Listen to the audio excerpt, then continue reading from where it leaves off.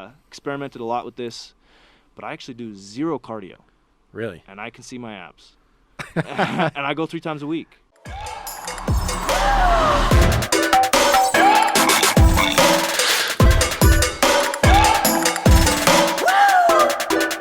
Welcome to Getting Curious with Mitch. This show is brought to you in part by the Aggie Radio Podcast Network. On this show, we talk to people who are passionate about what they do and figure out what makes them tick. Today, I have an awesome guest today by the name of Mason White. What's up? Me and Mason and I go way back, We and do. he's been a bit of a mentor to me Don't know in about the that. realm of weightlifting. Mason, I've always known you as like a weightlifter. Yep. Tell me a little bit, just so that people know, so they have credibility, right? What are some of your PRs for just like the big lifts, like benching, squat, Yeah. deadlift? We're getting into PRs first. Okay. So I'm doing powerlifting. I don't know if you knew that. Right. So yeah, PRs are what I've been working on the most. Right now, bench is at 355. Deadlift is at 545. Squat's 525.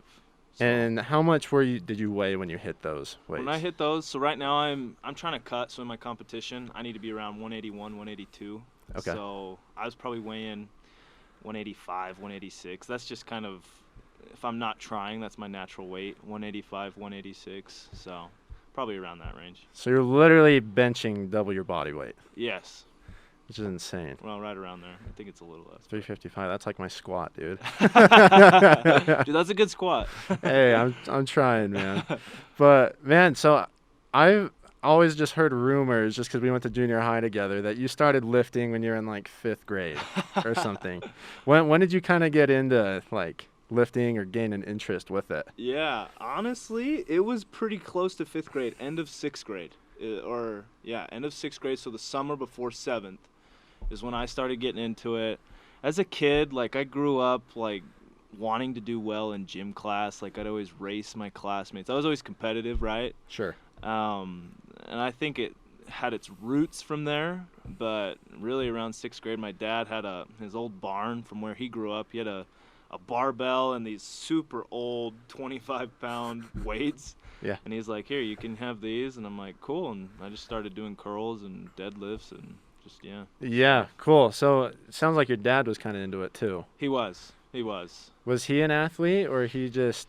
Yeah, so the way it worked was my dad played football. He actually has asthma, and he ended up in an accident with the barn, like burned his back. And Wow. so kind of ruined his football ideas and dreams and career. And so he went into track and field. But his older brother, he played at the U. He played at a couple different places. He was always trying to, match him. My Right. uncle, his older brother, he's really strong. He's the weightlifter. For Okay. Sure. So that's probably where it came from. Gotcha. And so they're all just kind of athletic. They didn't really do powerlifting, but just... Yeah, more football. Okay. More just sports. Powerlifting, I'm the first one in the family. So Cool, man. yeah. And then I know you played football all growing up. I'd Yeah. imagine was a lot of weightlifting just as a result of just trying to be at your, top peak when Yeah. you're playing. Yeah, I would say that's where it began. I mean, I was always a soccer player. My dad's like, you're not gonna play football. I'm not gonna let you till you're 12. Uh-huh. He didn't want me to get burnt out, and so I started at 12, and I was like, gotta get bigger, gotta get stronger. Sure. And so that was for sure the inception of, okay, I need to use this as a tool to get better in football. 100%. Yeah. 100%. So I'm really curious what your training's been like over the years. Have you always just kind of gone to just see how much you can lift, like weight-wise, like, or are you just like when you were in football in high school and whatnot, were you doing just like high rep stuff? Mm-hmm. What was kind of the mindset there? Well, that's a good question because that's changed dramatically over the years. I think in the beginning, I had no idea what I was doing. No Yeah. internet, no nothing. I got these weights. I'm like, well, I have two 25s on each side. I'll try to go as many reps as I could, basically. So curling, I just try to curl. I'm sure I was doing like, maybe 8 reps. Yeah. And I would just try to do as many as I could for like 3 sets. And then as you watch, it kind of evolved as I watched the combine, the NFL combine, as I watched these other football players, what they would do. Then it became, how can I do that? And so it kind of evolved into more rep work early on in high school. And now that I'm in powerlifting, there's a huge different dichotomy between the rep work and powerlifting rep work. And so that's when it started to change. Right. And I wanted to drill down on that with you because I feel like, I mean, you and I have talked about this a bunch, but a lot of people might not understand what the difference is between powerlifting and, say, like, just bodylifting or being a big football player, right? What's kind of the difference? If I were to put it as simple as possible for anyone to understand, the difference is when you're playing football, you need to have an amount of endurance. And in powerlifting, I just need to be able to do something once. You get 3 attempts per lift, bench, squat, deadlift, all in one day, and you're going for near maxes on each one, right? But it's just one effort lift. So in powerlifting, my training centralizes around a 3x5. So I'm going... Which is what? So 3 sets of 5 reps on bench, squat, or deadlift. And I do them on different days typically. The weight will vary. I'm kind of different. Usually they'll have a light day and a heavy day. I kind of like to feel it out. If I feel strong, if I feel good, I'm going to take my heavy days. But when I feel weak, I'm obviously going to take a lighter day. Right. So the percentages will be around 75, 80% on the lighter days. Heavier days, you're 85 to 90 to 95%. You want to be really pushing it on that 3x5. I bet. Yeah. I bet. So that's kind of the difference there. With football, it was always closer to bodybuilding rep ranges, which are 8 to 12. And that's more of your, you get a big pump with those types of rep ranges. I was going to ask because there's, what I feel like with bodybuilding or people who are just trying to get big, you've told me before there's like 2 different types of muscles that you're training, right? That affect, I would guess, like the size of your muscle. So I think you've told me before there's fast twitch and slow twitch. Type 1 and type 2. Fast twitch, slow twitch. Right. Yep. So it sounds like you're primarily training the fast twitch. True. Right. True. And this is genetically predisposed, how much fast twitch and slow twitch you have. And I was actually talking to someone yesterday that was curious. They're like, so how much do genetics play into it? And it was KJ Bishop. Sure. Yeah. And I'm like, you know what? The honest truth is, and my opinion has changed over time, but they play a huge effect because some people have a lot of type 2, that fast twitch. And the fast twitch is for powerful, quick movements. And then the type 1 is where you get the slow twitch muscle is for endurance. Yeah. And so I'm obviously, as a powerlifter, training for that type 2 fast twitch because I need to be able to get a 1 rep max. But I think one thing people, and this is one thing I've just been barely learning, is that people forget that your body, if say you have 100% of your muscle is comprised of 40% fast twitch, 60% slow twitch. If you're only training 40% of the muscles in your body, you're not maxing out on your potential for size, strength, and endurance. And so that's why I think what we call power building, where you body build and power lift, are super essential because then you're getting all of the percentages, a complete percentage of the muscle you have in your body. I bet. Right. So just to have like a full form physique, you got to be doing both really heavy, low rep, and a high. Gonna get that mixed up. Yeah. Heavyweight, low it's rep. Easy to mix up. Yeah, heavyweight, low rep, and low weight, high rep. Exactly. Right. Exactly. The volume needs to increase as the weight goes down, and vice versa. And I'm curious in your experience in training those muscles, because I know some people who are probably ready to just, get a 5-pound dumbbell and do 100 curls. Yeah. Right. And then they'll, maybe do like a 65 or whatever, what's kind of the range you would typically go rep wise? Like I'd imagine heavy, you're doing like 1 to 2, and then on low or on higher rep stuff, you're doing maybe like 15, something like that. Yeah, you're actually right on. This is where it tends to get more complicated. And when I have people that ask me for advice, and sometimes I'll try to do programs for people, this is where I try to keep it the most simple because the numbers get way confusing, and I get that. Typically, you see your heavier weight, you want to be between, unless you're maxing, you want to be between 3 and 5 reps. When you have your intermediate weight, you want to be between 6, 8, and 10 reps. And then on your lighter weight, you want to at least hit 12 and go past that. And that all depends on the training I'm doing for the day. I train my arms differently than I train my chest and my legs.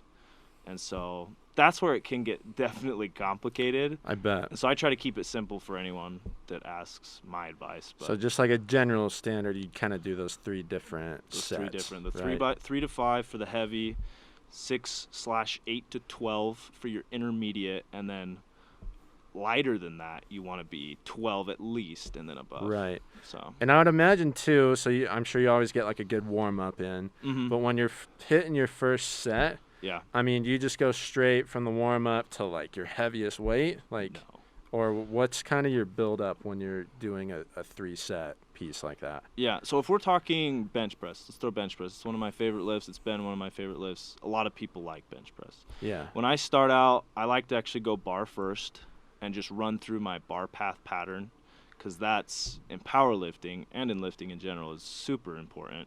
And so I run through that quickly just to prime everything up, and then I'll go to plates, which is, in my low rep range max, right? Yeah. And then from there, I just end up jumping to 2 plates, and that's a big jump. I wouldn't recommend to most people to jump from a plate to 2 plates, right? But since my Right. max is, into the 3 plate range, I'm okay jumping to 2 plates. But once I get there, I back it off. I go 25s, and then maybe the 10s, and then the 3 plates.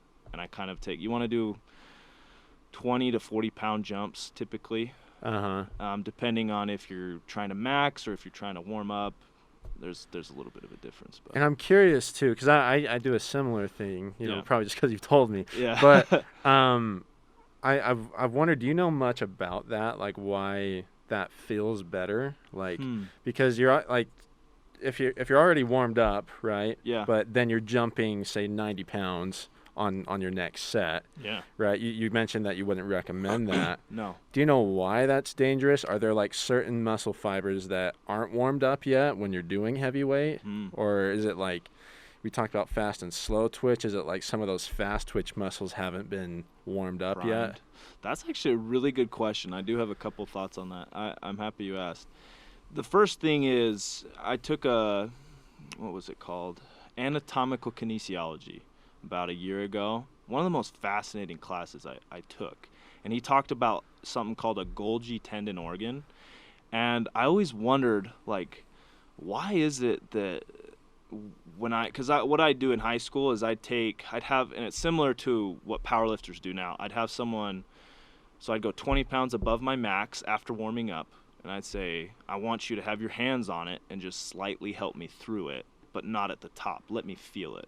And so I'd take, say my max was 315 in high school, I'd take 325, pull it off, let it come down by myself, and then once I hit the bottom, they'd help me through the rep range.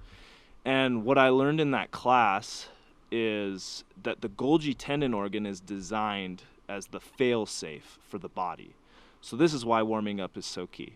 Because if you were to just jump 90 pounds and you're already in your intermediate rep range close to max range, if you jump up 90 pounds, your Golgi tendon organ shuts off your muscle. Because it's designed to say, okay, say my max is 355. If I do 380 and it's never felt that before, when I hit that point, it's going to feel the stress on the tendons, and it's going to be so new, it's going to say, we can't do this. And it's actually going to cause your muscles to stop contracting. And this is why overloading is, I don't know if you've heard that principle, overload training, where people get used to heavier weight.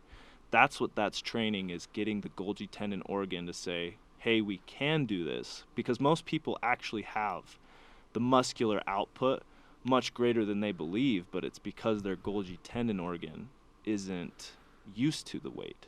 Interesting. And outside of that, I would also say warming up, getting mentally used to things. I think that's a big part of it. Right. Once you feel confident with a lift, that's another big thing. And that's why I feel comfortable jumping up to 2 plates, because I'm like, I've done this a million times. I've repped it out. It's simple. Yeah. Very, Right. very confident. Yeah. So I would say those are the two biggest for me, outside of just, blood flow and getting the right form. Is the Golgi tendon organ plays a big factor, and what was the other one? Just blanked. Golgi tendon organ and the other one that I was talking about, I forget. Was it an organ you said, or just the not jumping up super high? The confidence. That's what it was, confidence, mentally. yeah. So the Golgi tendon organ's an anatomical, biological, built-in feature that you have to actually do, and then the mental is more, psychological. Being confident. Confident with Yeah. the lift. That makes sense. Sports psychology. That's so, what the two were. So that organ, is that? Did you say that's like in every one of your muscles, or that's like in your brain, or So where is that located? It's actually all of them. So it's an actual organ. It's sensory function. So through neurons, it's found to be attached to the tendons. So that's why they call it the Golgi tendon organ. And so it's attached to all of your tendons. It sends signals to the brain, and I don't really think they're very conscious. You don't have to think about it.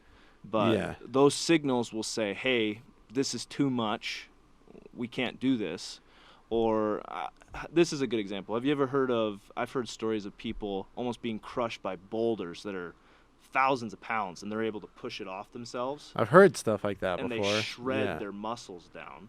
Uh-huh. What happens is you get in a fight or flight, turns off the Golgi tendon, and the muscle's able to just full force contract. It shreds up the muscle. It's horrible for it, but it saves your life.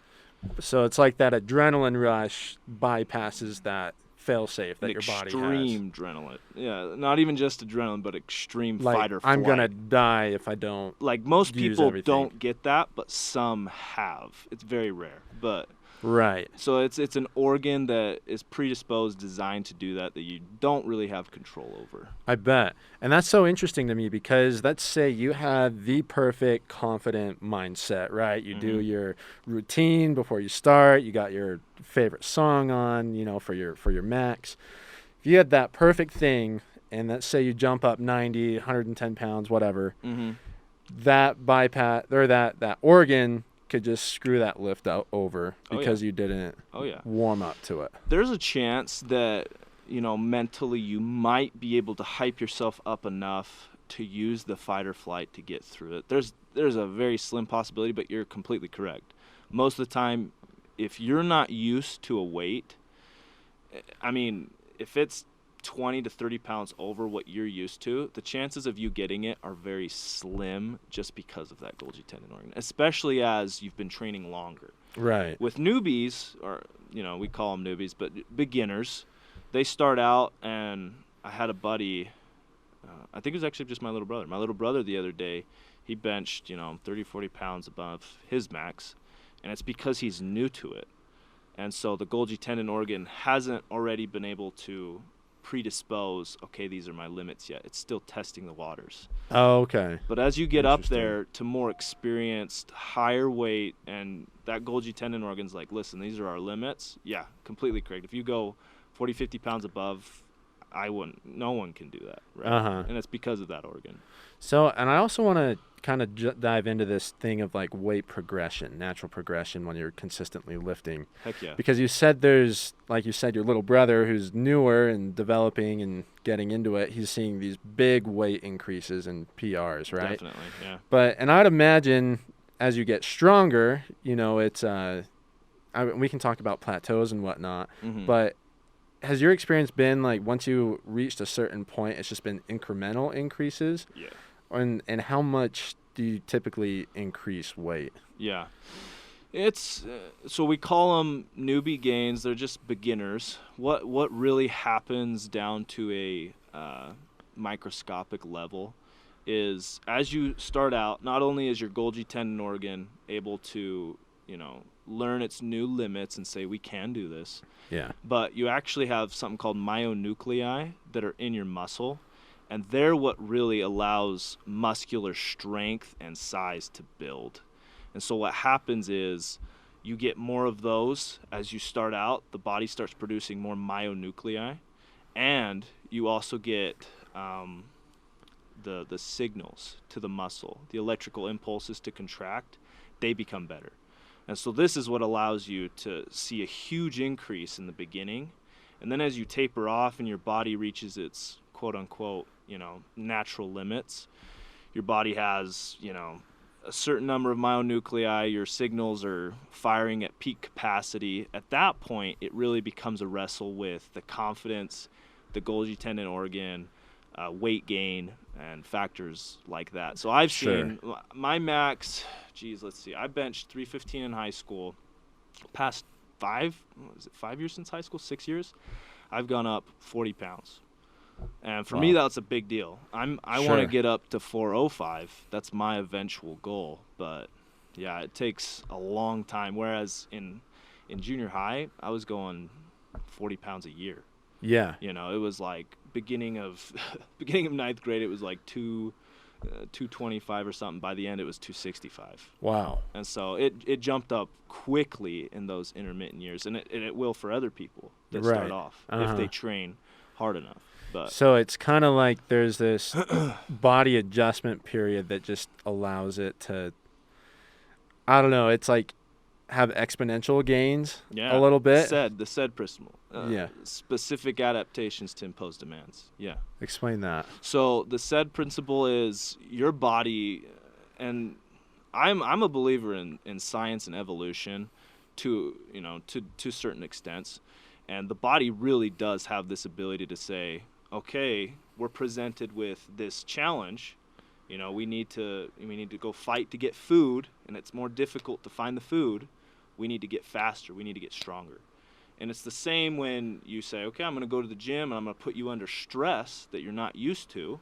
And the body's like, okay, we need to adapt. And so it'll create more myonuclei. It'll create more protein synthesis. It'll allow those electrical impulses to fire quicker so that you can become more efficient at whatever adaptation that, to whatever demand you're imposing. It'll adapt to that. Interesting. So it's almost just like your body goes into like survival mode a little bit, and it's almost overcompensating what it needs to be able to meet the stress. Yeah, in a sense, you could say it's evolving. It's adapting, I guess is the correct word. It's adapting to whatever you're saying, I need to do this. Interesting. Yeah. And you said there's like a point your body reaches like a natural kind of state or peak, right?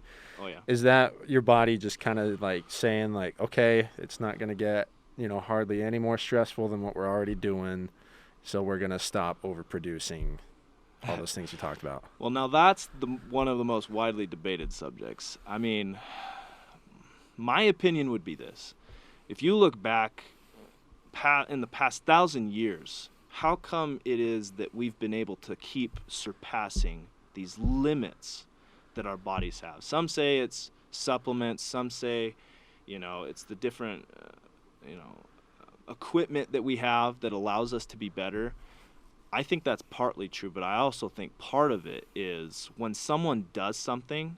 For example, I don't know if you've heard this before. Once someone broke the 4-minute mile, no one had done it before. But once someone did it, there's kids in high school doing it every day. Why is that? Yeah. And I think a lot of it comes down to the fact that we put our own limitations on us. In my mind, I'm like, 355's heavy. But when I see, I'll give you a better example, personal. My cousin, he deadlifts 600 pounds. My brother-in-law, sorry. Wow. And I could only deadlift 475. But once I saw him do that, and he had never really been a lifter before, I was like, you got to be kidding me. Right. I can do that, and it pushed me mentally to be like, no, I'm going to do that. And now it's pushed me to get into the mid 500 range. Sure. Even after I'd been deadlifting for years and thought I already hit my plateau. I thought I wasn't good at deadlift. And what was that time period, right? So you see your brother brother-in-law put up this crazy amount of weight. Oh, yeah. And then you increased your max by 75 pounds or something. Oh, yeah. What was that time frame? So that actually happened here at USU. They had a powerlifting mock competition here at Utah State. That's where I first started. That was 2 or 3 years ago. I want to say 3. Yeah. Maybe it was 2. It was in 2018, so I guess Ep.3 technically, but more like 2.5. Sure. I deadlifted 475. That was my limit. Like, I was pushing it. Yeah. He did, I think at that meet he only did 550, 560. Wow. But then he went on to do 600, and I watched him just increase. And I was like, how are you doing it? And he did show me certain things I could do better in my conventional. He was teaching me because he was, and that's another thing I'd like to talk about if you want to, is once you get good at something, I like to call it, once you taste the blood in the water, that's when you actually can increase your potential. Is when you're like, I can be good at this. And that's what he saw. He's like, I'm deadlifting more than him because I'm the lifter in the family, right? Yeah, yeah. And he's like, I'm deadlifting more than Mason. And so he just excelled. And that pushed me.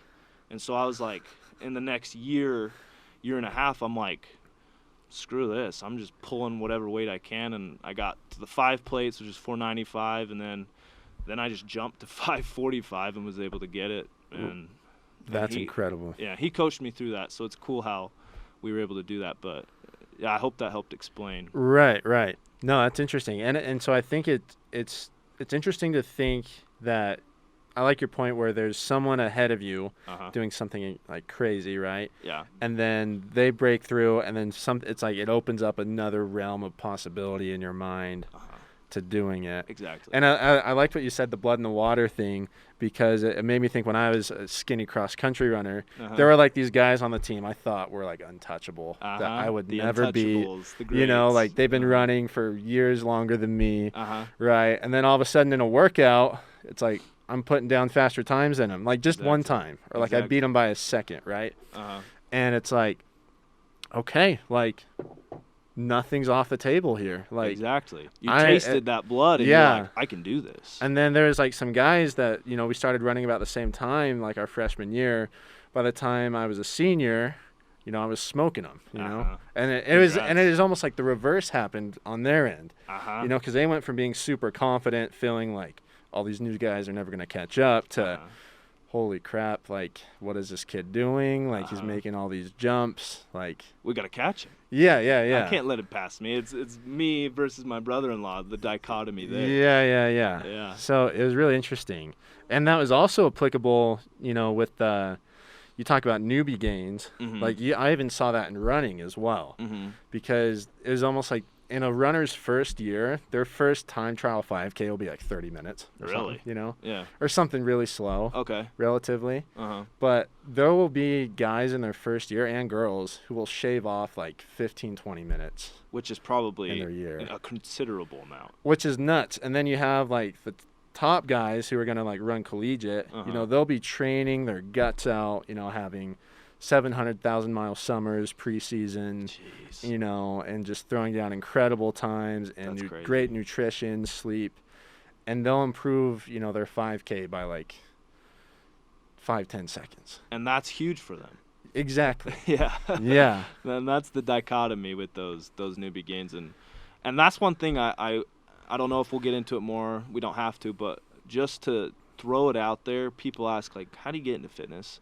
The truth is, taste the blood in the water. You got to find something that you're like, I can be good at this. Yeah. Because once you find something you can be good at, you're going to love it. You're not going to dread doing it. You're going to be like, I want to get better. I bet.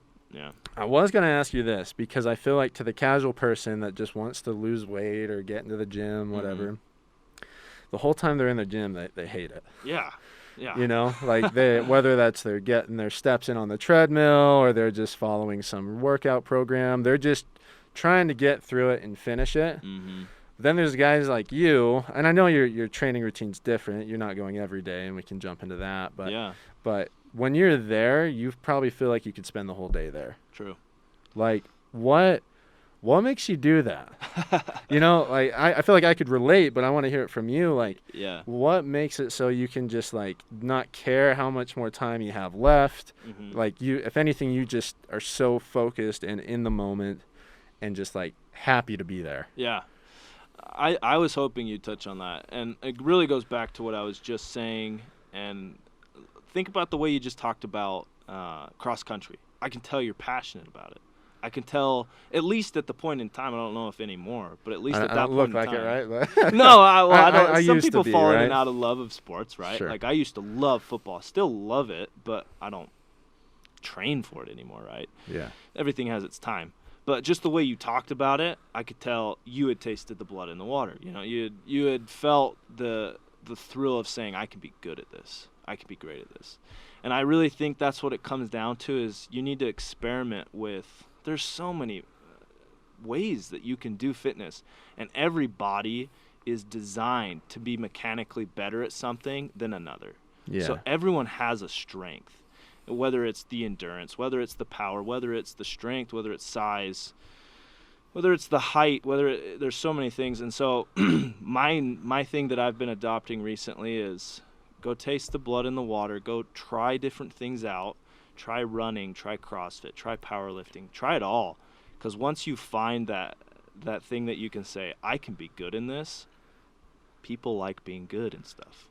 Yeah. That's what we're attracted to. We're attracted to the idea of I can be, considered great in this. And I've been blessed with this. Why don't I pursue it? And that's usually what gets people in the gym. And that's why I like staying there. It's because I'm like, I'm good at this. I've been doing this for so long. This is benefiting me health-wise for years to come. Sure. And so I love being there. I love the stress relief that comes from it because I love it. And because obviously the endorphins are flowing. You're breaking things down. You're throwing metal around. So I think those are a couple reasons why I would, why I love it so much. True. And I also want to talk to you about goals and whatnot as well, because I would also imagine there's a thrill of, seeing improvement. Yeah. Right? Yeah. When going from point A to point B, whether that's weight loss or a weight increase, Oh, yeah. Lifting wise, there's nothing more satisfying to show something for the work you've done. Right. The results. So I'm curious, do you have a set way of setting goals, or what do you typically go about that? Is it more long-term stuff, or is it or do you even just just go with the flow and go as heavy as you can? For a long time, it had been just the limits, trying to go as heavy as I can. Recently, the goals have changed.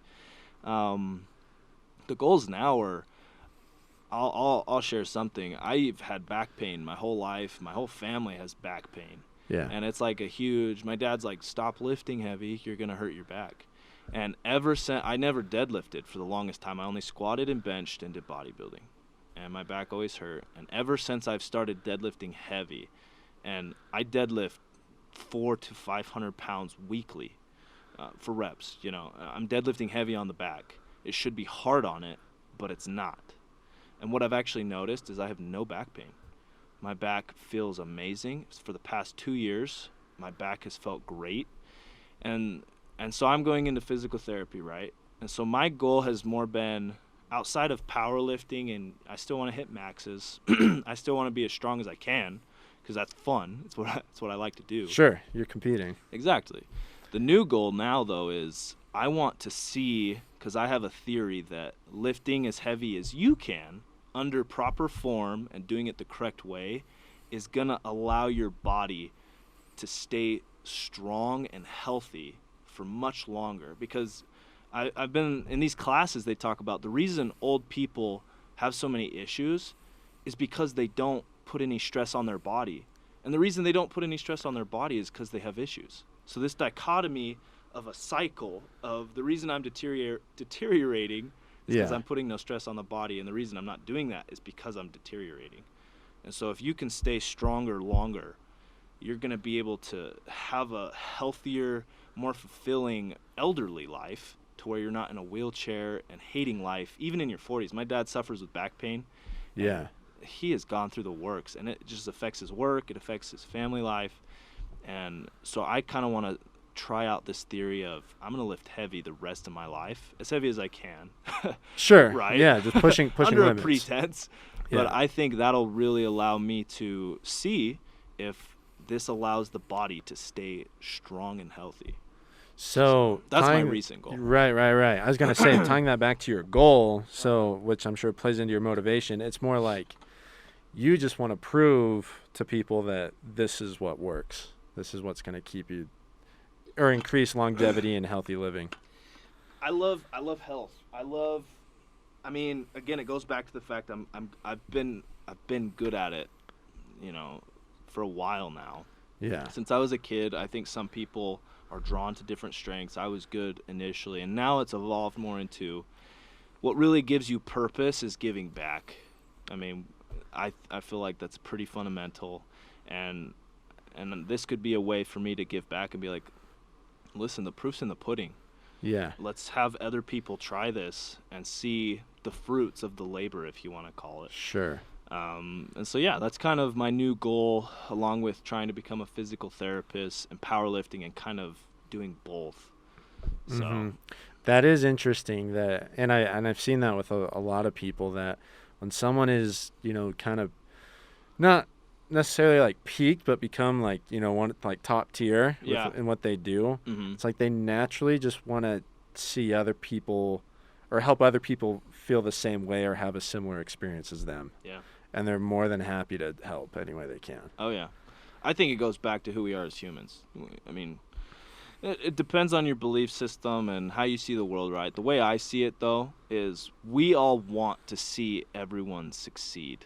Once we feel a certain satisfaction, why is it that we want our kids, our family members to feel the same thing? It's innate in us.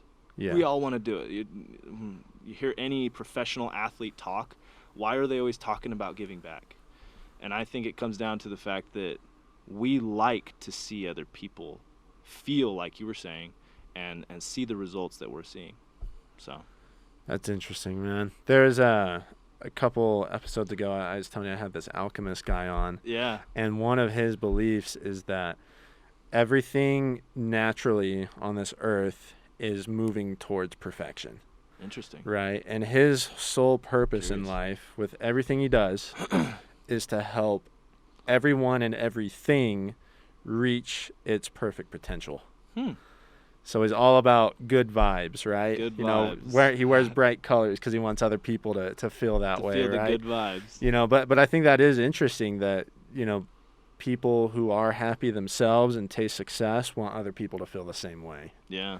That is curious. It's an interesting dichotomy between we live in a world where people are willing to climb over people to get to this certain place, but then once they get there, they want to give back. So there's definitely a duality of human nature. If you will. I bet. And I am curious, too, because I'm sure you've had many different like lifting partners over the years, or people who can lift. You've probably always been the top dog, but not always. My brother-in-law deadlift, I've been pushed before. No, but I am curious. Like, I'm sure that you get guys like me who want to tag along or whatever, or asking you questions. Has that, when you're in a spot of giving advice and kind of mentoring people to do what you do, has that benefited you in your training? Yes, 100%. It goes back to the principle, the best way to learn is to teach. I think I've learned more in mentoring, if you will, to people, and I love it. I think it's one of my most loved and hated parts of bodybuilding and lifting, because it's fun when you see someone succeed.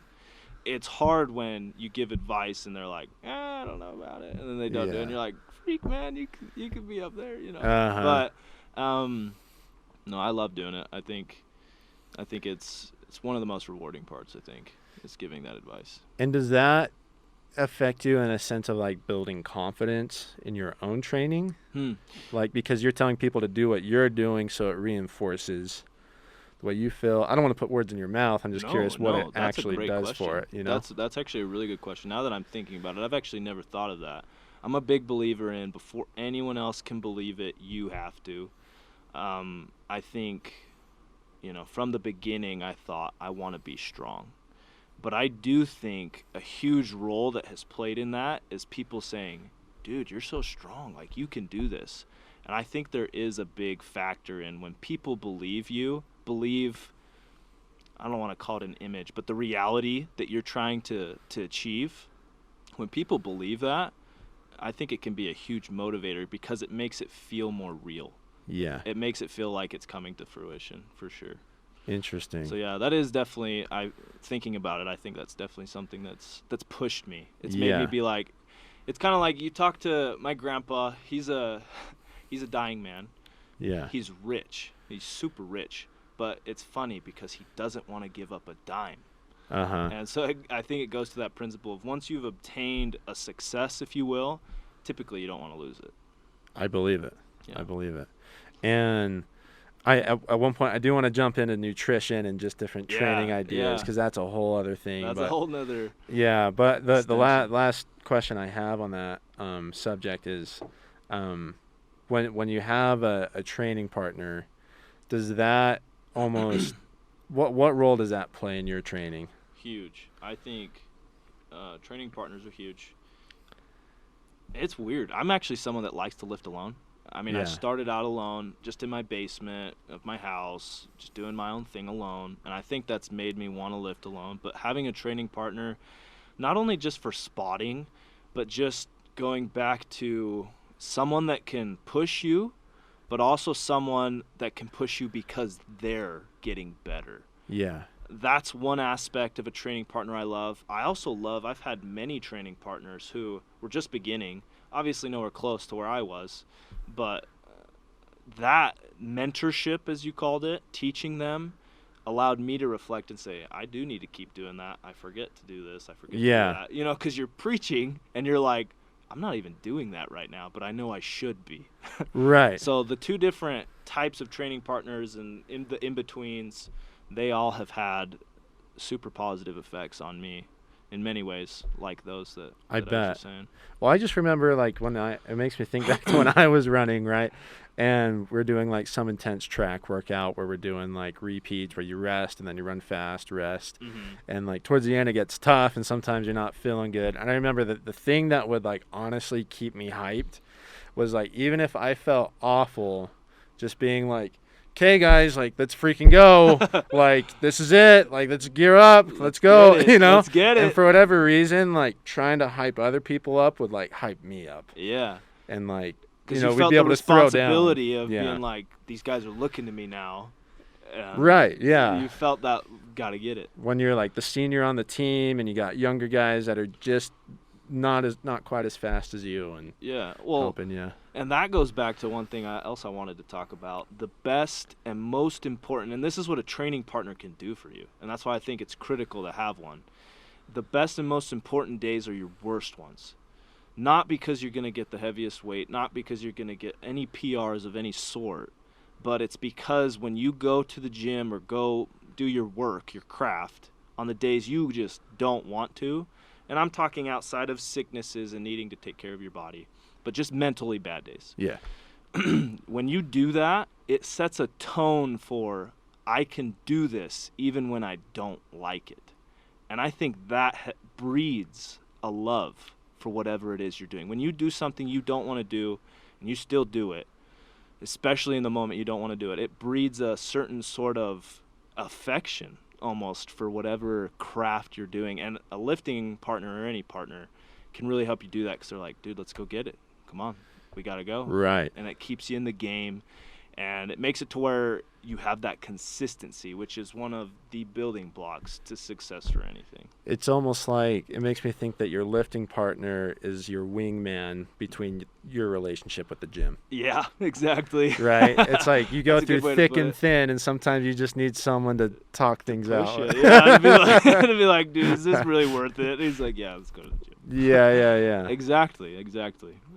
Beautifully spoken. But I liked what you said about this. You mentioned, like, this love for the craft. Mm-hmm. And I mean, you just look at human relationships. Mm-hmm. You know, you see the type of love people who have been married 50 years have for each other. And they're not all touchy-feely, but, you know, when they are asked about, like, their spouse, they're just, like, lost for words. Exactly. You know, because they've been through so much together, like highs, lows, lows.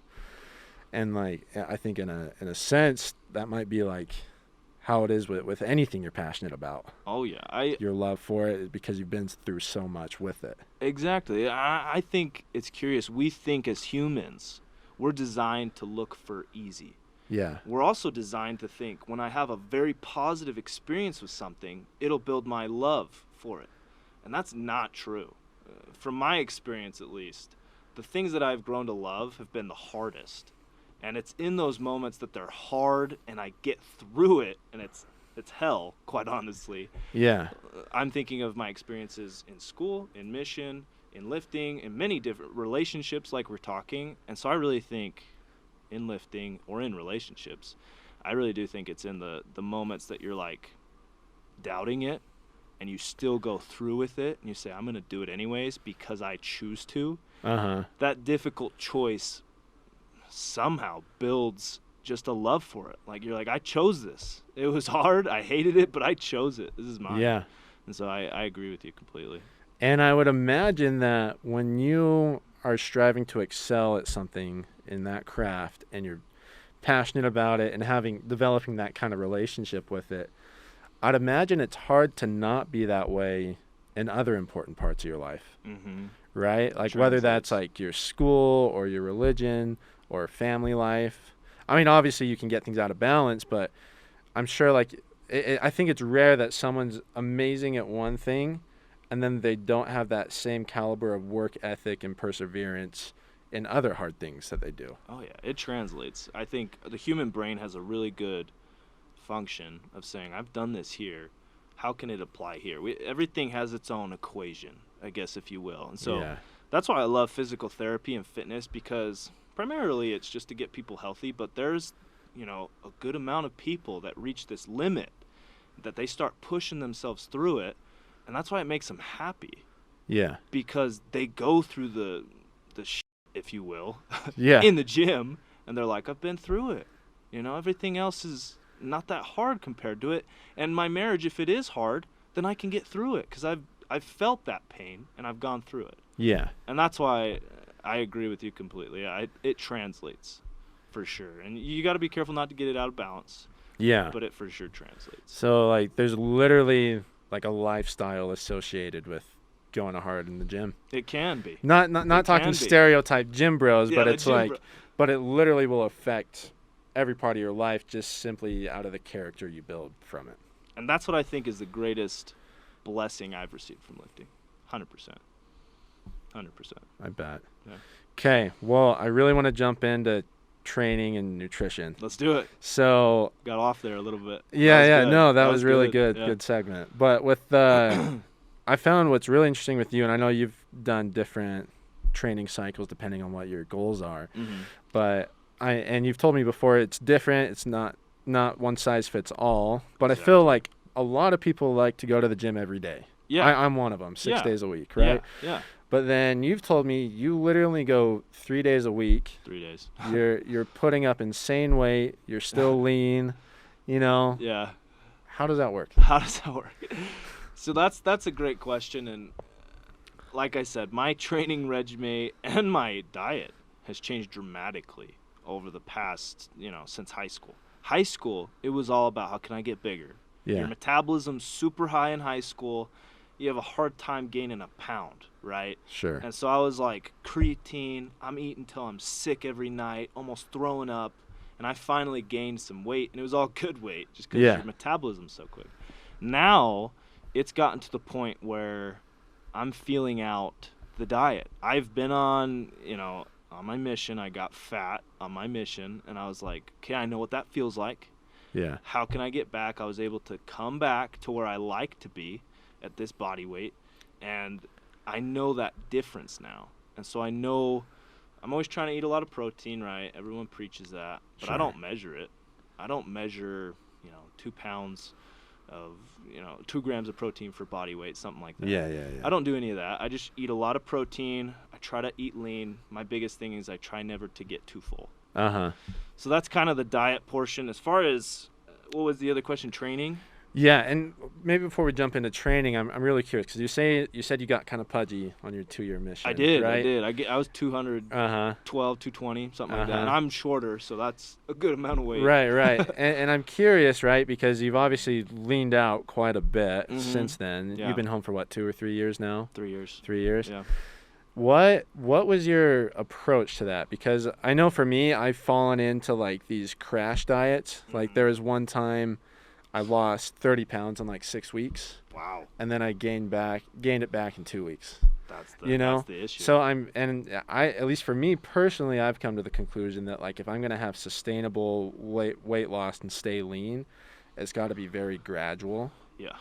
And I'm curious if that was your approach, or if you did like this crazy intermittent fasting, got to a certain point, and then were just disciplined enough to just keep eating healthy. Yeah, that's a great question. I want to dive into that. Before I do, the biologically, when you do a crash diet and it works and you lose 30 pounds, the only problem with that is you have space in between your muscle and your skin that was filled up with fat, that now you lose it, and the fat actually turns into water, and you lose it through perspiration, breathing, urination.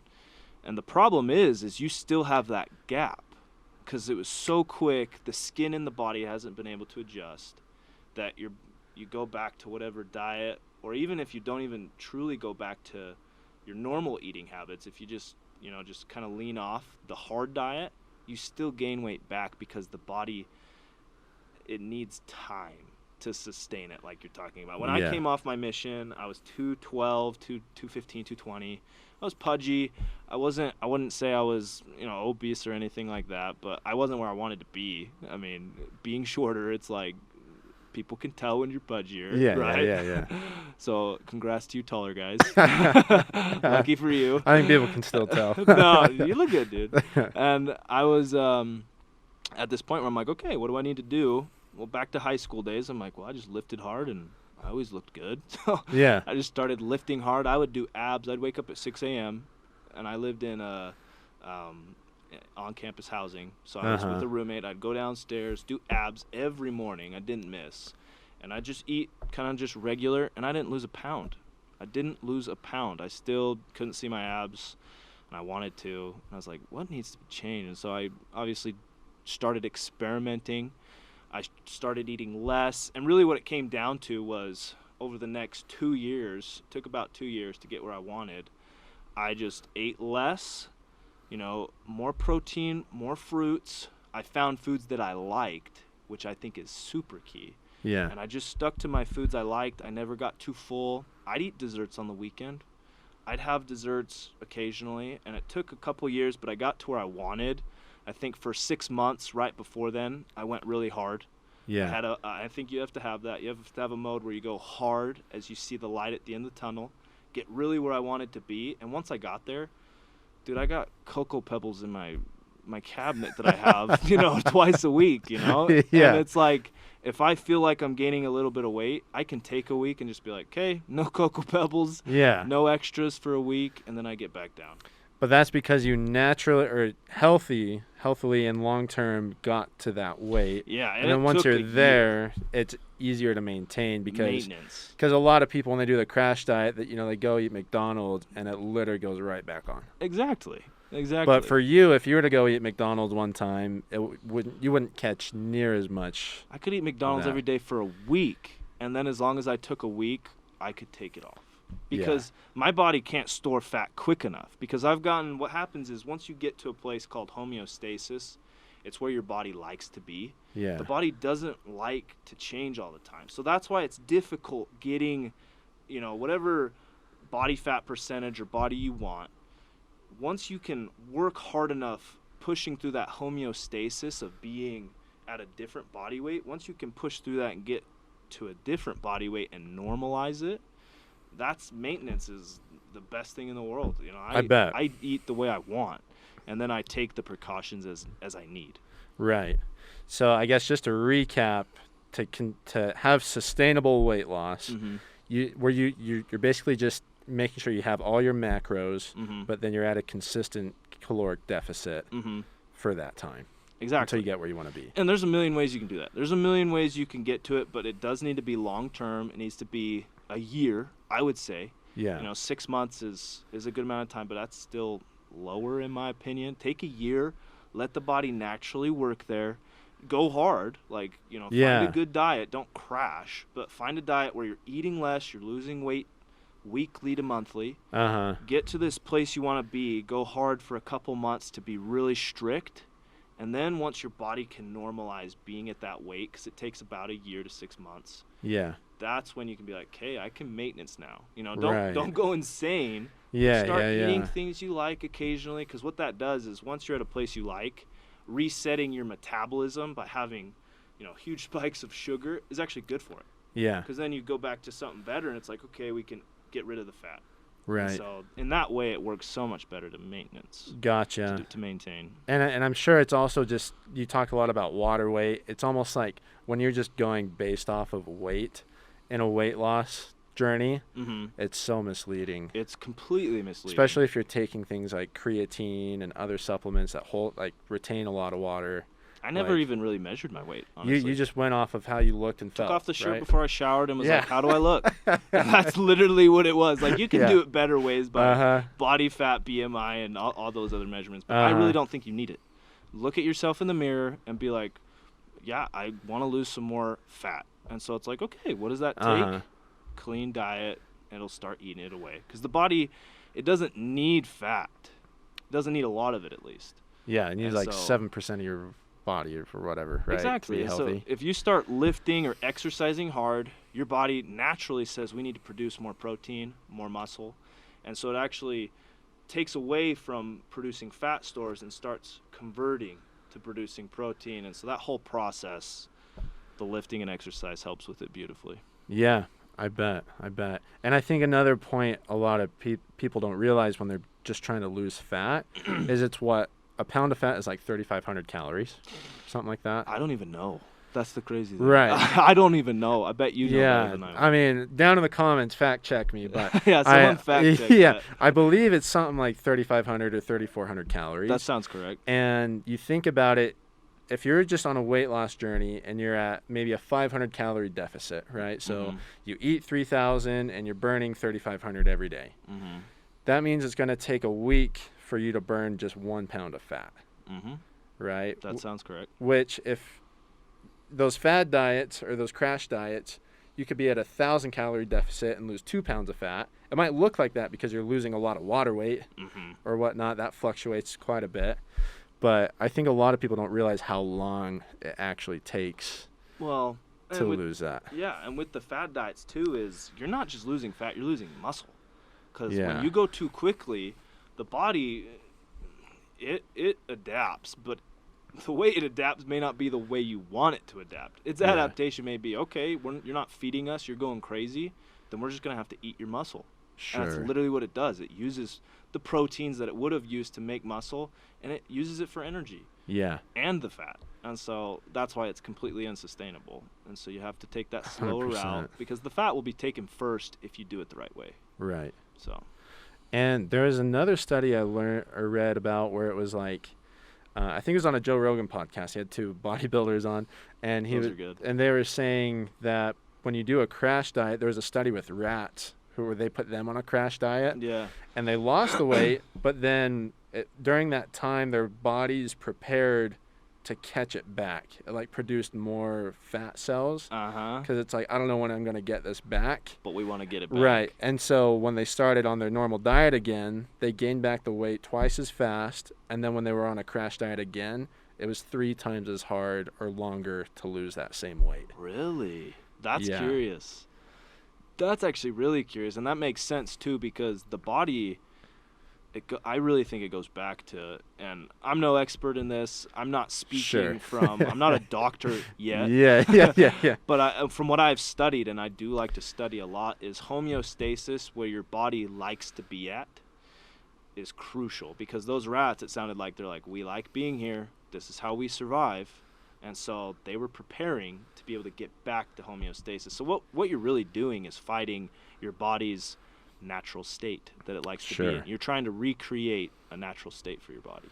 So I want to ask you this now, because people just getting into the scene, they always hear about supplements. They're seeing ads on Instagram for them, get this different vitamin or take creatine, buy this special kind of protein. Yeah. What role has supplements played in training and weightlifting? For me personally, I don't supplement protein. I think it's great if you do, but don't rely on it. I think you need to because if you're taking protein powder, you're missing the other important macronutrients and micronutrients and other nutrients in general that are in chicken, in beef, in eggs, right? And so that's why I say you can use it, just don't overuse it, right? I don't personally use it. Creatine has been great for me. When it comes to supplements, though, I was actually listening to an interview between Lee Priest, he's a bodybuilder back in the golden ages, the beginning. Yeah. Huge dude. And it was crazy because they were talking to him about his cycles, and he could have been lying. But the amount he was using was teeny. And so when we talk about supplements and or, harder drugs that supply the body with greater performance, you're going to have bodies that react really well, and you're going to have bodies that just don't react as well. And it comes down to those myonuclei and other genetic factors, right? But I think I react well with creatine. It's worked well for me. I've felt stronger. It's allowed me to push harder in training. Personally, creatine's literally the only thing that I use. There was a time in high school that I was using L-arginine and stuff my dad got me on. Just over-the-counter stuff. But, personally, that's all I've really used in supplements. And that's just because, it sounds like you've experimented with some. I have.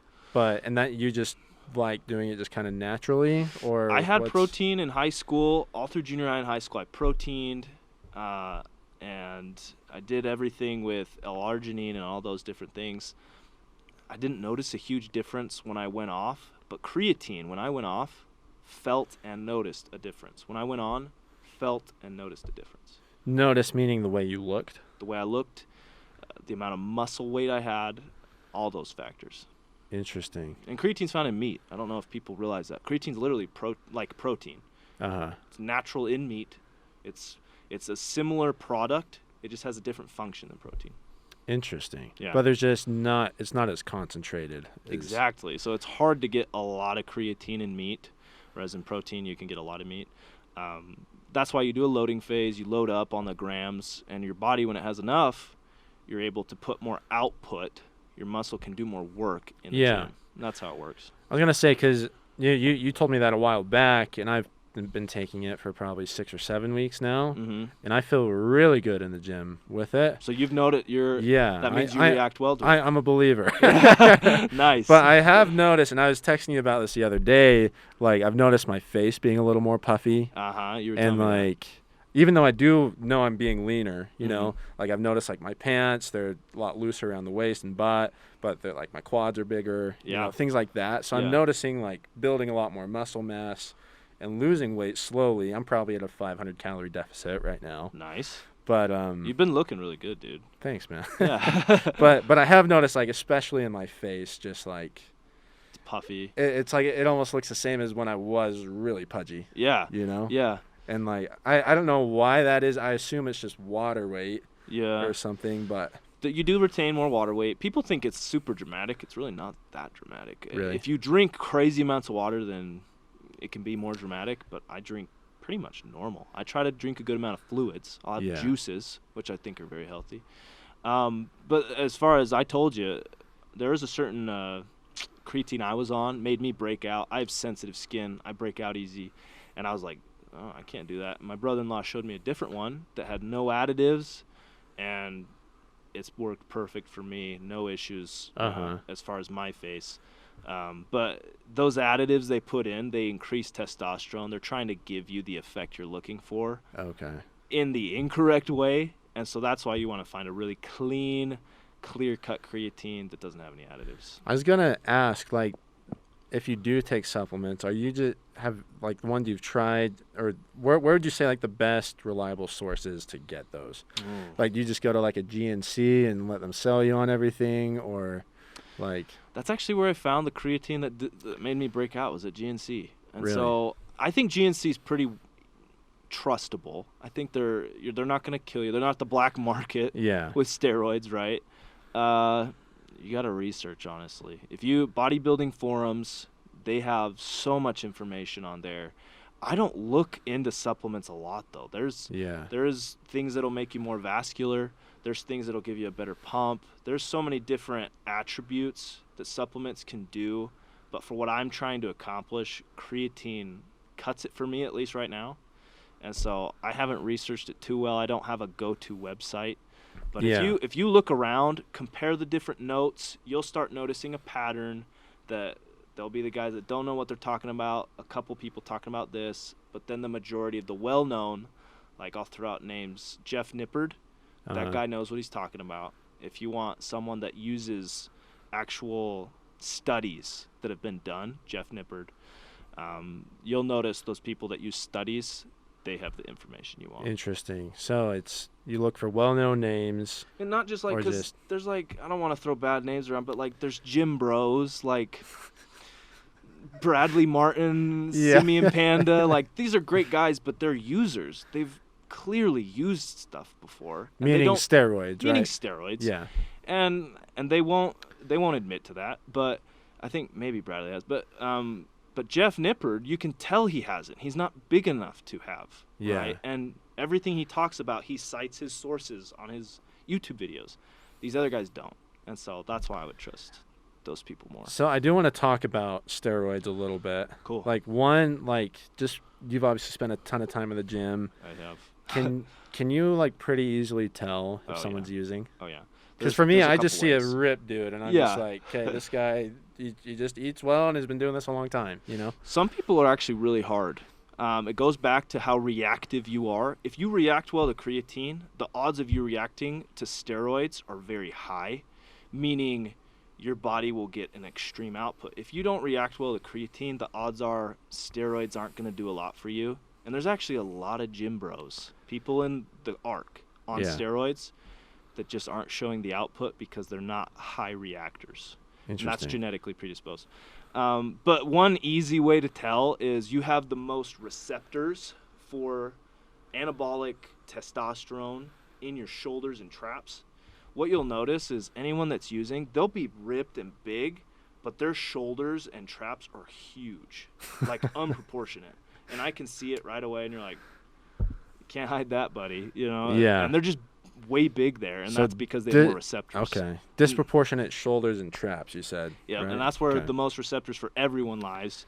That's why we do it in the delt or the glutes. But there's so much receptors up there. They get so big, and it's pretty easy to tell. Look at Simeon Panda, Bradley Martin. Names already thrown out. I hope they don't see this as a throw shade, but like you can tell they've used things that have gotten them bigger. I bet. And I'm curious. I don't know if you've talked to many people who use it or know much about it, but is a main reason I've heard people will do it, especially in competitions where they allow it. They'll do it because it's like they've reached kind of like a peak or a plateau. It's like they couldn't push past unless they were using, or it's like the amount of work they have to do to get where they want to be is just like insane. And that's usually found in the top tier bodybuilding.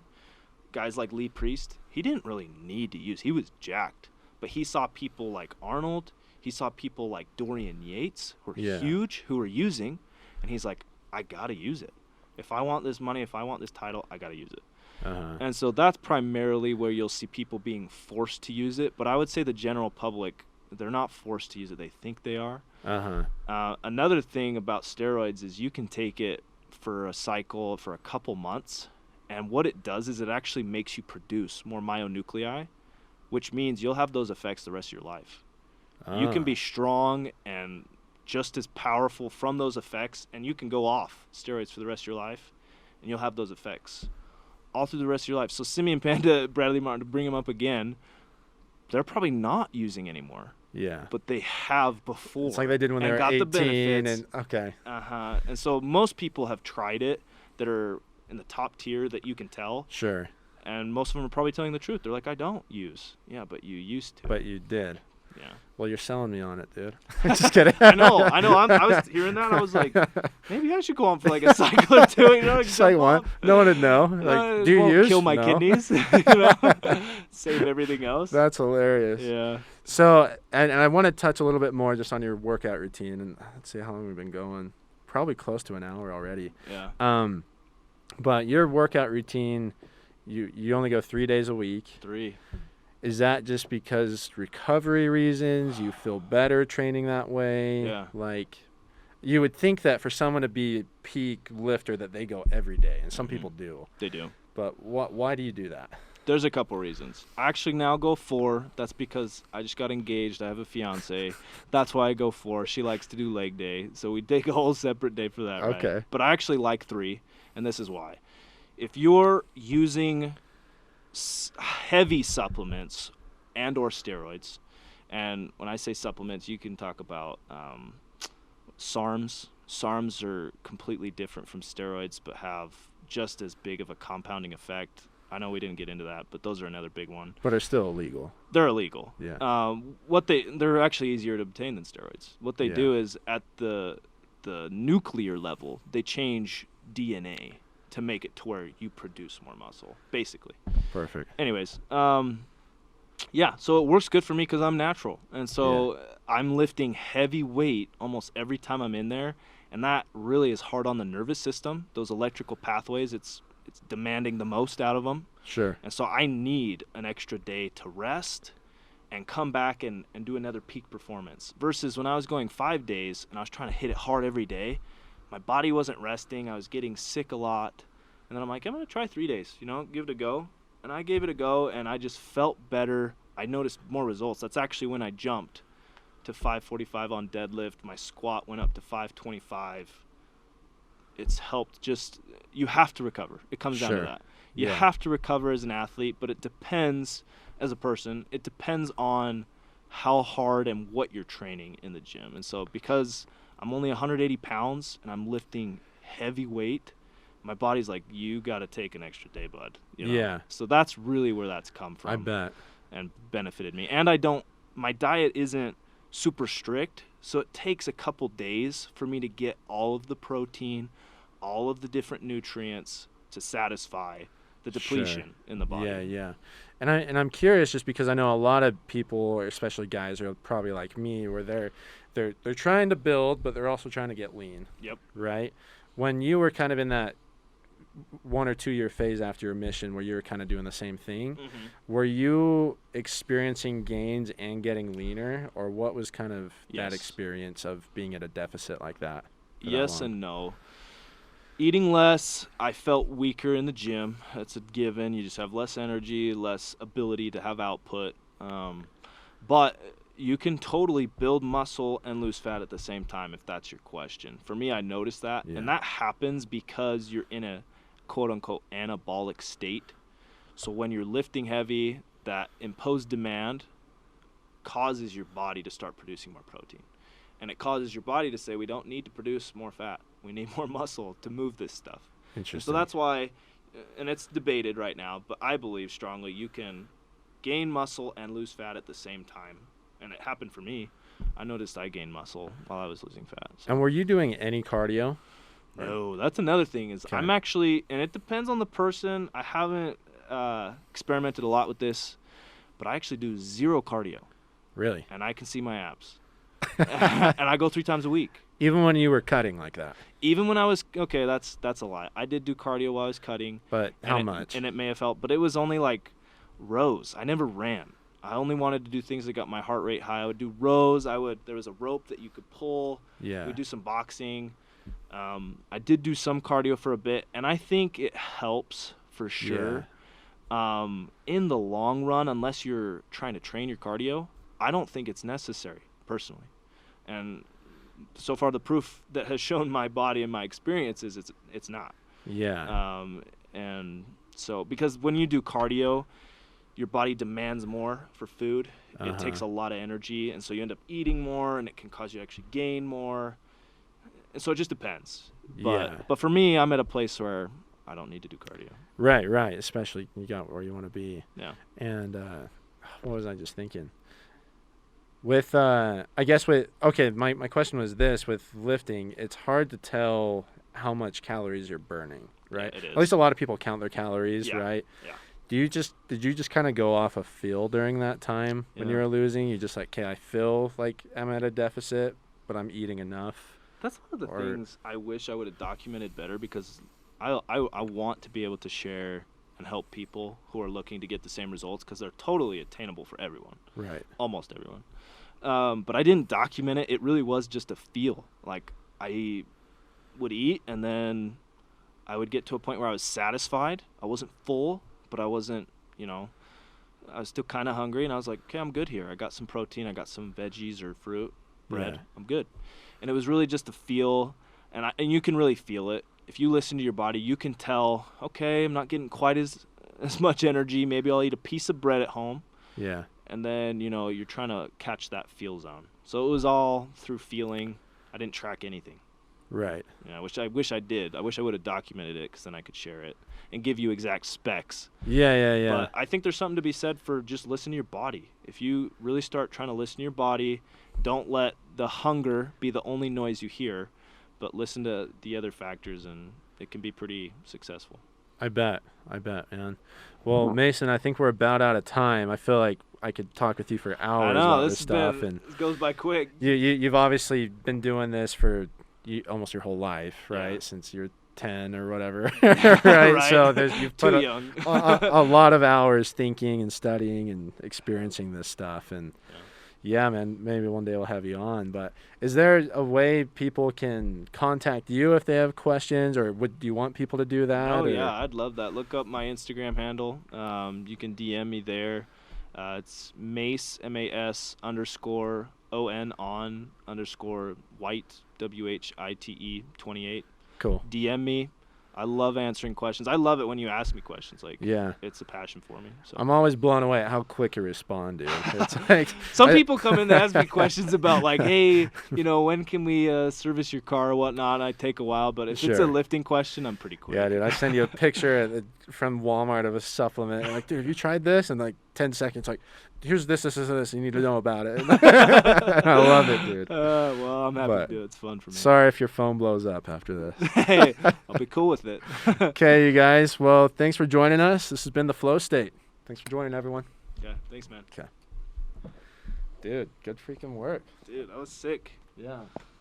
That does go by quick. You're not kidding. That goes by so quick. Whenever I start, it always goes through my mind, like just for a second, like, I don't know if I'm going to be able to do this for an hour. Yeah, do we have enough content? Like, yeah. But dude, once you get in just a rhythm, and you're just like diving in the flow, exactly, dude. You're just like, you just don't Dude, I love stop, it. Dude, I love it. That was freaking sick.